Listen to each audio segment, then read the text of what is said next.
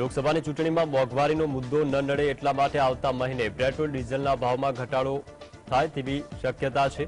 તો સરકારી ઓઇલ કંપનીઓએ કેટલોક ભાવ ઘટાડો કરી શકાય તેનો રિપોર્ટ આપવા કેન્દ્ર સરકારે સૂચન આપ્યું છે। સૂત્રોનો દાવો છે કે આ ઘટાડો પ્રતિ લીટર 5 થી 10 રૂપિયાની આસપાસ હશે। સૂત્રોનું કહેવું છે કે વૈશ્વિક સ્તરે ક્રૂડ ઓઇલના ભાવમાં જંગી ઘટાડો થયો છે, પણ કંપનીઓએ પેટ્રોલ ડીઝલના ભાવ ઘટાડ્યા નથી। પેટ્રોલ ડીઝલના ભાવ 2022ના એપ્રિલથી સ્થિર છે, તેથી કંપનીઓ છેલ્લા 9 મહિનાથી જંગી નફો કરી રહી છે। તેના કારણે આ વર્ષે સરકારી ઓઇલ કંપનીનો નફો રેકોર્ડ બ્રેક 1 લાખ કરોડ રૂપિયાની આસપાસ થવાની શક્યતા છે। નાણાકીય વર્ષના પહેલા 6 મહિનામાં જ કંપનીઓએ 57,000 કરોડ રૂપિયાનો નફો કર્યો છે। કેન્દ્ર સરકારે આ નફામાંથી થોડોક હિસ્સો ચૂંટણીમાં મતદારોને રીઝવવા માટે વાપરવાનો નિર્ણય કર્યો છે।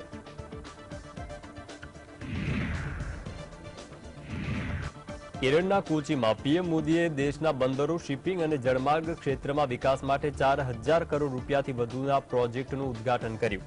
પીએમ મોદીએ જણાવ્યું કે પ્રોજેક્ટનું ઉદ્ઘાટન કરવામાં આવ્યું છે, તેનાથી દક્ષિણ ક્ષેત્રની પ્રગતિ અને વિકાસમાં તેજી આવશે। પીએમ મોદીએ કહ્યું કે જ્યારે ભારત સમૃદ્ધ હતો ત્યારે વૈશ્વિક જીડીપીમાં અમારી ભાગીદારી ખૂબ મોટી હતી, ત્યારે આપણી તાકાત બંદરો અને પોર્ટ સિટી હતા। આજે જ્યારે ભારત ફરીથી વૈશ્વિક વેપારનું મુખ્ય કેન્દ્ર બની રહ્યું છે, ત્યારે આપણે ફરીથી આપણી દરિયાઈ શક્તિમાં વધારો કરવામાં વ્યસ્ત છીએ। તેમણે કહ્યું છે કે થોડા દિવસો પહેલા અયોધ્યામાં મહર્ષિ વાલ્મીકી ઇન્ટરનેશનલ એરપોર્ટનું ઉદ્ઘાટન કરતી વખતે મેં કેરળમાં સ્થિત રામાયણથી સંબંધિત 4 પવિત્ર મંદિર વિશે વાત કરી હતી। કેરળની બહારના ઘણા લોકો જાણતા નથી કે આ મંદિરો રાજા દશરથના પુત્રો સાથે જોડાયેલા છે।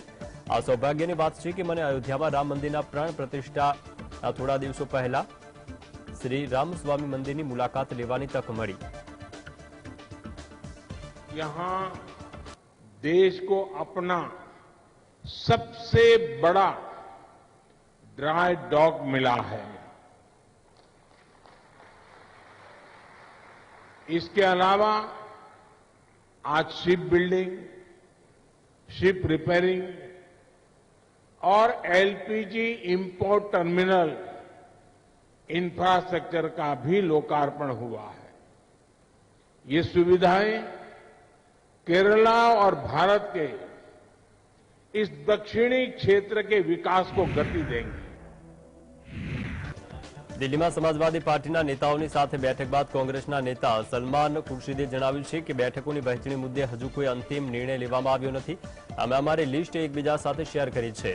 અમને આશા છે કે સમાજવાદી પાર્ટી પણ આ મુદ્દે પોતાના વિચાર રજૂ કરશે। બેઠકમાં તમામ બેઠક પર ચર્ચા કરાઈ છે, જો કે તમામ બેઠકો પર કોંગ્રેસ કે સપા પાર્ટી ચૂંટણી લડી શકે નહીં। જે બેઠક પર અમે સાથે મળીને ચૂંટણી લડીશું તે વિશે હજુ નિર્ણય લેવામાં આવશે। અમને આશા છે કે આ મુદ્દે આગામી બેઠક ખૂબ જ ટૂંક સમયમાં યોજવામાં આવશે। कुछ अभी फैसले नहीं हुए हैं। अभी एक दूसरे के समक्ष हमने अपनी जो विश लिस्ट है वो रखी है और हमने एक दूसरे के साथ जो विस्तार से जो डिटेल्स हैं हर सीट के वो हमने कंपेयर किए हैं, हमने शेयर किए हैं, साझा किए हैं और हमें उम्मीद है कि उस पर उनकी तरफ से भी कुछ और प्रतिक्रियाएं हमको प्राप्त होंगी। उसके बाद हम फाइनल स्टेज पर डिस्कशंस के पहुंचेंगे। हम किन किन सीटों पे लड़ेंगे आपस में हम तय करके लड़ेंगे, उस पर जो निर्णय है वो अभी होगा। हमने हर सीट की जो मुख्य सीटें थी जिसमें हमको दिलचस्पी है या उनको दिलचस्पी है, उस पर एक दूसरे से हमने अपनी जानकारी साझा की है। आधा रास्ता तय हो चुका है, तो आधी सीटों की क्या पर नहीं, आधी सीटों की बात नहीं है। आधा रास्ता जब पूरा होता है तो सारी सीटें तय हो जाती हैं और कभी कभी आधी सीटों पर पूरा रास्ता तय हो जाता है। कभी कभी जो सीटें की आप उम्मीद रखते हो। વર્ષ 2024ની લોકસભા ચૂંટણીને ધ્યાનમાં રાખીને દિલ્હીમાં કોંગ્રેસ અને સમાજવાદી પાર્ટીના નેતાઓ વચ્ચે બેઠક યોજાઈ। આ બેઠકમાં બંને પક્ષના નેતાઓએ સીટોની વહેંચણી પર ચર્ચા કરી। સમાજવાદી પાર્ટી તરફથી રામગોપાલ યાદવ, જાવેદ અલી, સંગ્રામસિંહ સહિતના નેતા હાજર રહ્યા। કોંગ્રેસના પ્રતિનિધિ તરીકે યુપી કોંગ્રેસના અધ્યક્ષ અજય રાયે પણ હાજરી આપી હતી। સૂત્રો પાસેથી મળતી માહિતી પ્રમાણે સપાએ કોંગ્રેસ પાસે એવી બેઠકોની યાદી માંગી છે જ્યાં તેની પાસે મજબૂત ઉમેદવારો છે। સપા પણ તેની આ પ્રકારની યાદી કોંગ્રેસ સમક્ષ રજૂ કરશે।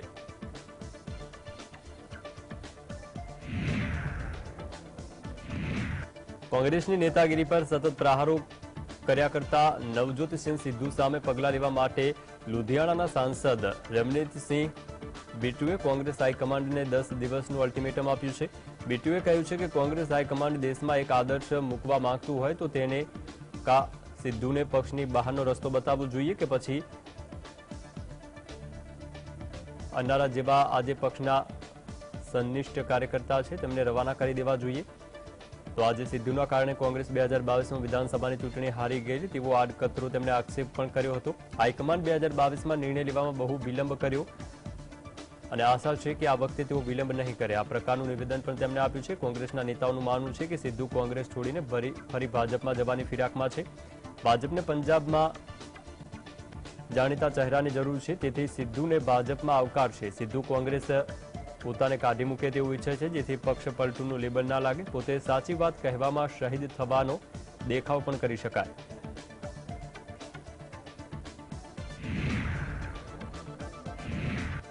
નેશનલ કોન્ફરન્સના નેતા ફારૂક અબ્દુલ્લાએ જાહેર સભાને સંબોધિત કરતા જણાવ્યું કે જમ્મુ કાશ્મીરમાં જે થઈ રહ્યું છે તે પહેલા ક્યારે થયું નથી. તેમણે કહ્યું કે ક્યારેય કોઈ રાજ્યને કેન્દ્ર શાસિત પ્રદેશ બનતા જોયું નથી, પરંતુ કેન્દ્ર શાસિત પ્રદેશને રાજ્યનો દરજ્જો મળતા જોયું છે. કેન્દ્ર શાસિત પ્રદેશ હોવાથી અહીંના તમામ અધિકારીઓ બહારના છે.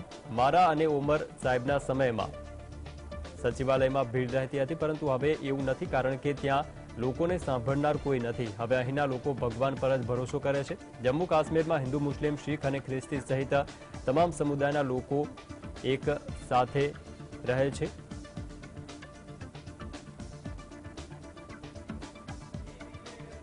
मैंने कभी नहीं देखा कि रियासत को यूनियन टेरिटरी बनाया जाए. मैंने यूनियन टेरिटरीज को स्टेट बन के देखा है. मैंने ये नहीं देखा जो आज यहां हो रहा है.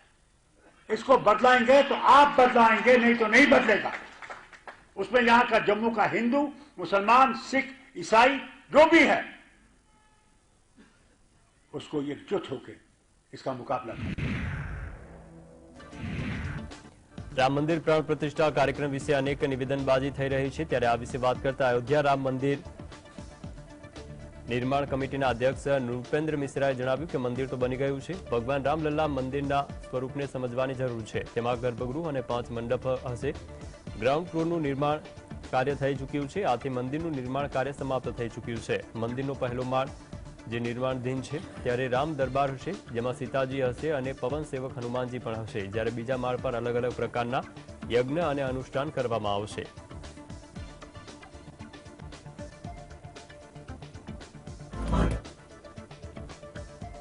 मंदिर का जो स्वरूप है रामलला के मंदिर का, आप इसको समझे, ये महत्वपूर्ण है. रामलला के मंदिर में गर्भगृह होगा, 5 मंडप होंगे और वो भूतल पे होगा मंदिर. तो वो मंदिर बन चुका है. રાષ્ટ્રવાદી કોંગ્રેસ પાર્ટીના સુપ્રીમો શરદ પવારને અયોધ્યામાં ભગવાન રામલલાના પ્રાણ પ્રતિષ્ઠા કાર્યક્રમ માટે આમંત્રણ મળ્યું છે. આમંત્રણ અંગે શરદ પવારે રામ જન્મભૂમિ તીર્થ ક્ષેત્રના મહાસચિવ ચંપતરાયને પત્ર લખીને આભાર માન્યો. પત્રમાં શરદ પવારે જણાવ્યું કે 22મી જાન્યુઆરીએ પ્રાણ પ્રતિષ્ઠા સમારોહ સમાપ્ત થયા બાદ તેઓ મુક્તપણે સમય કાઢીને દર્શન માટે અયોધ્યા જશે. આ દરમિયાન રામ મંદિરનું નિર્માણ કાર્ય પૂરું થઈ જશે. એનસીપી પ્રમુખે પત્રમાં લખ્યું છે કે રામ ભક્તો અયોધ્યામાં યોજાનાર સમારોહને લઈને ઉત્સુક છે અને તેઓ મોટી સંખ્યામાં ત્યાં પહોંચવાના છે. પવારે જણાવ્યું કે રામ ભક્તોના ઉત્સાહથી આ ઐતિહાસિક ઘટનાનો આનંદ તેમના સુધી પહોંચશે.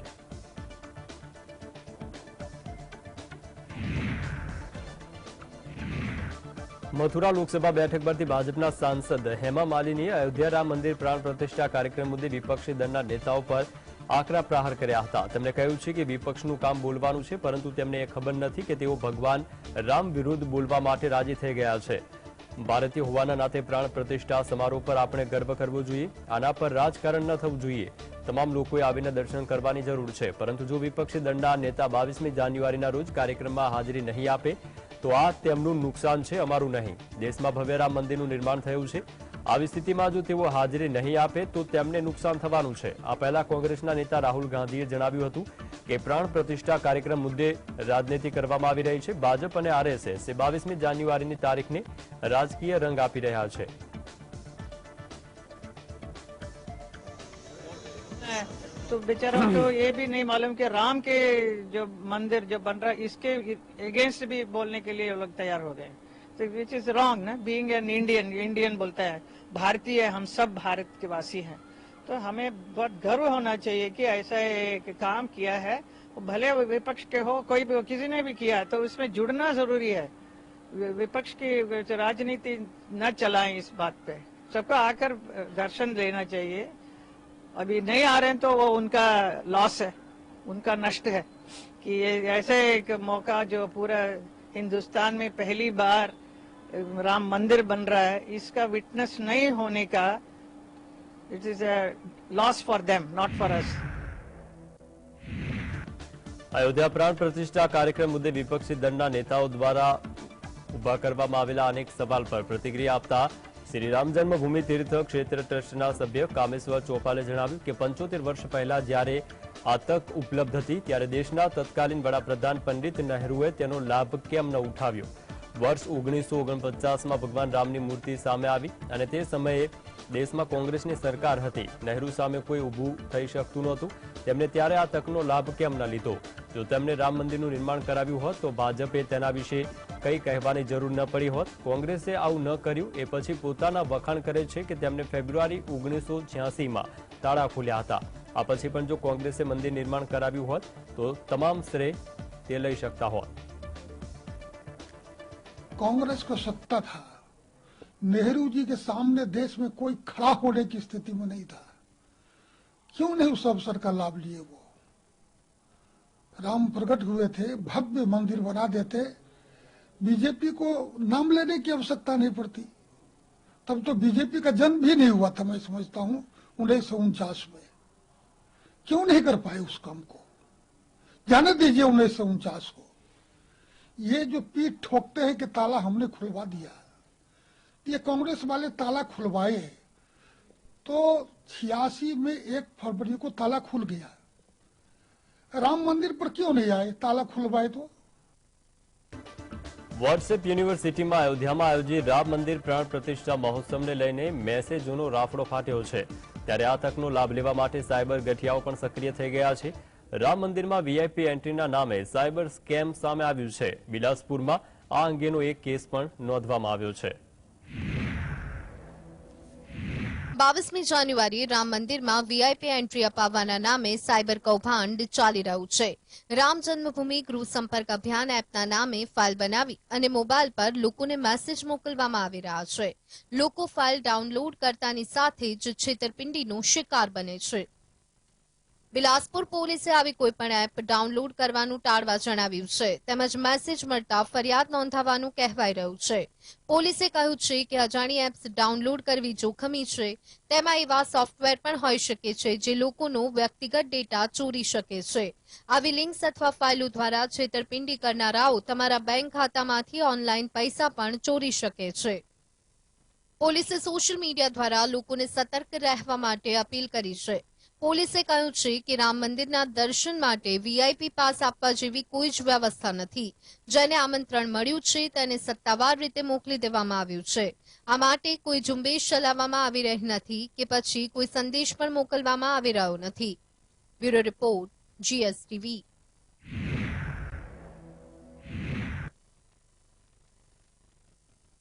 જેમાં રામ મંદિરની પ્રાણ પ્રતિષ્ઠા કાર્યક્રમમાં ગેરહાજર રહેવાના નિર્ણય બદલ માસલા ધોવાઈ રહ્યા છે, ત્યારે અરવિંદ કેજરીવાલે સ્માર્ટ સાબિત પોતાની જાતને કરી છે। કેજરીવાલે દિલ્હીના તમામ વિધાનસભા મત વિસ્તારોમાં સુંદર કાંડના પાઠ કરીને હિન્દુ મતદારોને ખુશ કરવાની નીતિ જાળવી રાખી છે।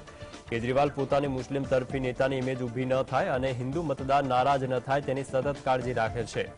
ત્યારે તેના ભાગરૂપે અયોધ્યામાં પ્રાણ પ્રતિષ્ઠા કાર્યક્રમ શરૂ થાય એની સાથે જ તેમણે હિન્દુત્વનું કાર્ડ ખેલી નાખ્યું છે। ભાજપના નેતા કેજરીવાલને નકલખોર અને નકલી હિન્દુત્વવાળો નેતા ગણાવી રહ્યા છે, પણ રાજકીય વિશ્લેષકોના મતે કેજરીવાલ રાજકીય રીતે ફરી ચાલાક સાબિત થયા છે। અયોધ્યા મુદ્દે લીધેલા વલણના કારણે કોંગ્રેસ સહિતના વિપક્ષોએ હિન્દુ મતદારોને ખોફ સહન કરવો પડે એવા ખતરા વચ્ચે કેજરીવાલે પાણી પહેલા પાળ બાંધી દીધી છે।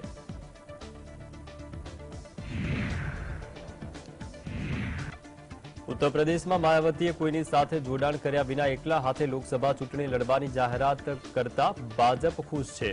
માયાવતીની બસપા પાસે 10% મતદારોની વફાદાર મતબેંક છે. માયાવતી ભાજપ વિરોધી મોરચા ઇન્ડિયામાં જોડાયા હોત તો આ 10%ની મતબેંકમાંથી કોંગ્રેસ, સપા, લોકદળ તરફ અડધા મતદારો પણ ઢળ્યા હોત તો ભાજપને મોટો ફટકો પડો.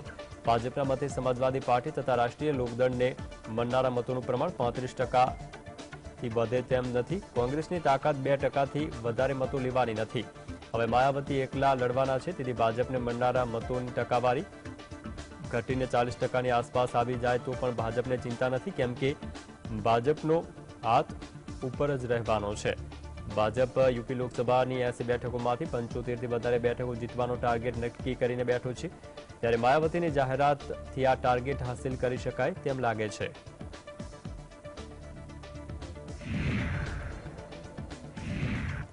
કેન્દ્રીય ગૃહ મંત્રાલયે ચાબુક જલાવીને કોંગ્રેસના નેતા મણિશંકર અય્યરના પુત્રીની થિંક ટેન્કની FCRA હેઠળની માન્યતા રદ કરી નાખી છે. તો અય્યરના પુત્રી Yamini Iyer centre for policy research નામે થિંક ટેન્ક ચલાવે છે. આ થિંક ટેન્ક લાંબા સમયથી કેન્દ્ર સરકારના રડાર પર છે અને ગયા વર્ષે પણ તેમની સામે પગલાં ભરાયા હતા. ગુજરાતના રમખાણોના મુદ્દે શંકાસ્પદ ભૂમિકા ભજવનાર તીસ્તા શીતલવાડની સંસ્થાને દાન આપવા બદલ યામિનીની સંસ્થા પર ઇન્કમટેક્સ વિભાગે દરોડા પાડ્યા હતા. યામિનીની સંસ્થાને વિદેશમાંથી કેટલાક શંકાસ્પદ દાન મળ્યા હોવાના આધારે ગૃહ મંત્રાલયે આ નિર્ણય કર્યો છે. નહેરુ ગાંધી ખાનદાની નજીક મનાતા અય્યરની પુત્રીની સંસ્થા પર તબાઈ મુદ્દે કોંગ્રેસ ચૂપ છે. કોંગ્રેસના નેતાનું માનવું છે કે અય્યરે ભૂતકાળમાં મોદી વિરુદ્ધ કરેલા વિવાદાસ્પદ ઉચ્ચારણને કારણે અય્યરની તરફદારી કરવા જતા ભાજપ જૂની વાતો ઉકેળે તો ચૂંટણીમાં મુદ્દો બની જશે.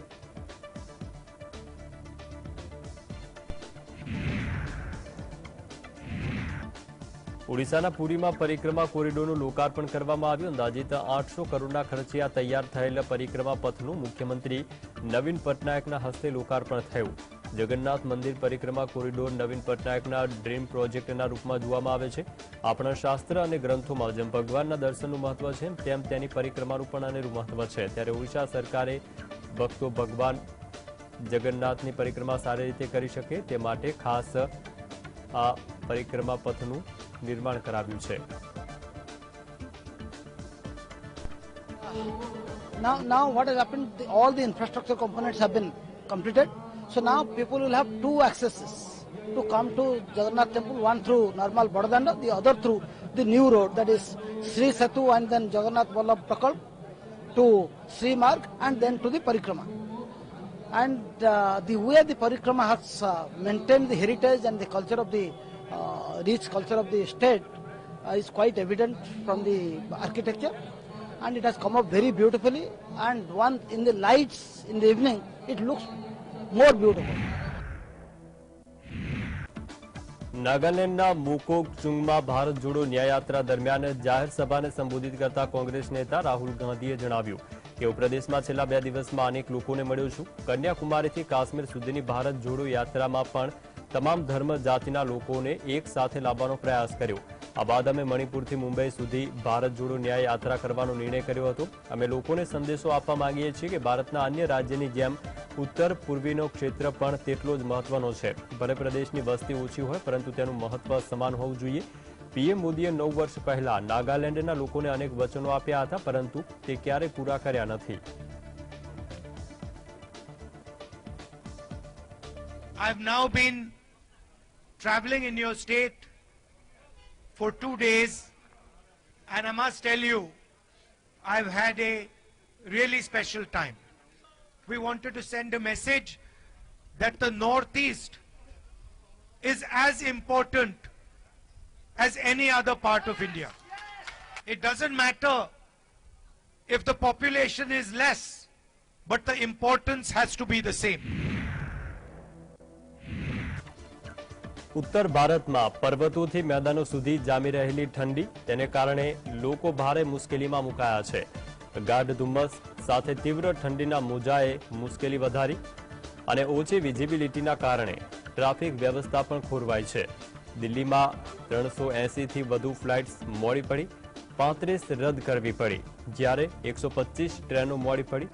હરિયાણાના મહેન્દ્રગઢ અને પંજાબના શહીદ ભગતસિંહ નગરમાં પારો 0થી નીચે ગયો. અન્ય ઘણા શહેરોમાં પણ આવી જ સ્થિતિ જોવા મળી છે. ત્યારે હવામાન વિભાગના જણાવ્યા અનુસાર ઉત્તર ભારતમાં આગામી 5 દિવસ સુધી ગાઢ ધુમ્મસની સ્થિતિ રહેવાની સંભાવના છે. તો મેદાની વિસ્તારોમાં 2 દિવસ સુધી તીવ્ર ઠંડી પડી શકે તેવી પણ આગાહી હવામાન વિભાગે કરી છે. તે જ સમયે ઉત્તર પશ્ચિમ ભારતના જે રાજ્ય છે તેમાં 5 દિવસ સુધી શીત લહેરથી રાહત મળવાની કોઈ સંભાવના નથી. આ સમયગાળા દરમિયાન કેટલાક વિસ્તારોમાં તીવ્ર શીત લહેર પણ આવી શકે છે. ઉત્તરથી ઉત્તર પૂર્વ ભારતમાં ગાઢ ધુમ્મસ હતું. જમ્મુ અને કાશ્મીરથી લઈને પંજાબ, હરિયાણા, પશ્ચિમ બંગાળ, સિક્કિમ સુધી હિમાલયના પ્રદેશોમાં મોટાભાગના સ્થળોએ વિઝિબિલિટી 25 થી 50 મીટરની હતી.